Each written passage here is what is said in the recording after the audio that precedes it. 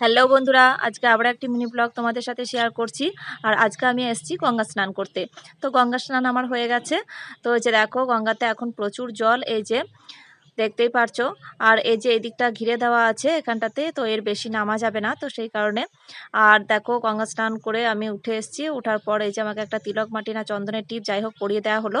তো আমি কিছু পয়সা দিয়ে প্রণাম করলাম। তো এখন আমি চলে এসেছি শাখার দোকানে। তো এখান থেকে আমার যা শাখা কিনতে দিয়েছে, তো একটা শাখা নিয়েছি।